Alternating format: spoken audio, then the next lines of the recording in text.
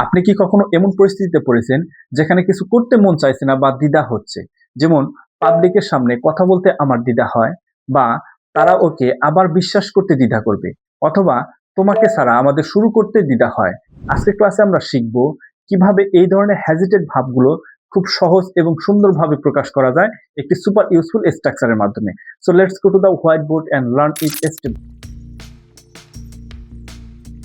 দেখেন, এই হচ্ছে তাহলে আমাদের আজকের ক্লাসের সুপার ইউজফুল স্ট্রাকচার। চলুন আমরা স্ট্রাকচারটা কোন সিচুয়েশনে ইউজ করব, সিচুয়েশন এবং স্ট্রাকচারটা খুব ভালোভাবে বুঝে নিই। দেখেন, প্রথমে সিচুয়েশনটা হবে দ্বিধা বা সংকোচ করো না, এরকম ধরনের কথা আমরা কিভাবে বলবো সেটা শিখবো আমরা এই স্ট্রাকচারের মাধ্যমে। চলুন আমরা এই স্ট্রাকচারটা বুঝে নিই। দেখেন, don't plus hesitate two plus PB first. দেখেন, ডোন্ট আমরা সাধারণত ডু নটকে শর্ট ফর্মে ডোন্ট বলি। তারপরে দেখেন হেজিটেট টু, পিবি ফার্স্ট অর্থ হচ্ছে কি প্রিন্সিপাল ভার্বের বেস ফর্ম, মানে ভি ওয়ান যেটাকে আমরা বলি। সো এই স্ট্রাকচার ইউজ করে এই দ্বিধা করো না বা সংকোচ করো না এরকম সিচুয়েশন আমরা কিভাবে কনভারসেশন করব, তার জন্য চলুন আমরা কিছু রিয়েল এক্সাম্পলের মাধ্যমে শিখে নেই।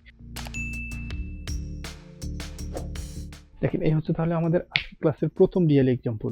চলুন আমরা এক্সাম্পলটা প্রথমে ভালোভাবে বুঝে নেই যে স্ট্রাকচার অনুযায়ী কিভাবে গঠন হয়েছে। দেখেন, do not plus hesitate two, এখানে দেখেন আসছে কি do not hesitate two plus PB first, এখানে দেখেন আস্ক হচ্ছে কি প্রিন্সিপাল ভার্বের বেস। তারপর বাকি অংশ কেন বসছে দেখেন, এখানে বাক্য সম্পূর্ণ করতে যতটুকু প্রয়োজন ততটুকু এখানে শেষে বসছে। Don't hesitate to ask me any questions, মানে আমাকে প্রশ্ন করতে দ্বিধা করো না। দেখেন, দ্বিধা বা সংকোচ করো না এরকম ধরনের কথা আমরা কিভাবে বলবো সেটাই কিন্তু শিখতেছি।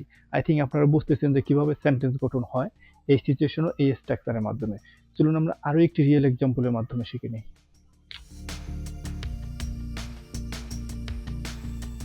তাহলে এই হচ্ছে আমাদের আজকে ক্লাসের 2 নম্বর রিয়েল এক্সাম্পল। দেখেন, এক্সাম্পলটা যদি আমরা একটু সহজভাবে বুঝি, don't hesitate to call me any time, আমাকে যে কোনো সময় কল দিতে দ্বিধা করো না। দেখেন, দ্বিধা করো না বা সংকোচ করো না এরকম ধরনের সেন্টেন্স কিভাবে গঠন হচ্ছে এই স্ট্রাকচারের মাধ্যমে আপনারা কিন্তু এখন বুঝতেছেন। চলুন আমরা আরো একটি রিয়েল এক্সাম্পলের মাধ্যমে শিখে নিই।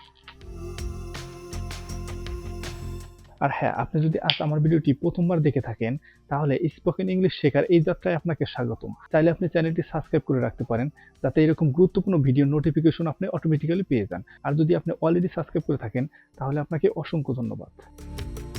তারপরে রিয়েল এক্সাম্পলটা, don't hesitate to try again, আবার চেষ্টা করতে দ্বিধা করো না। দেখেন, একটু মনোযোগ সহকারে যদি বলেন তাহলে কিন্তু আপনি অটোমেটিক্যালি এইরকম ধরনের বাক্য এখন অনেক তৈরি করতে পারবেন।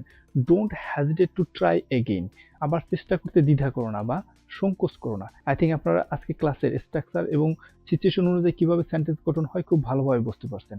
Now it's your turn to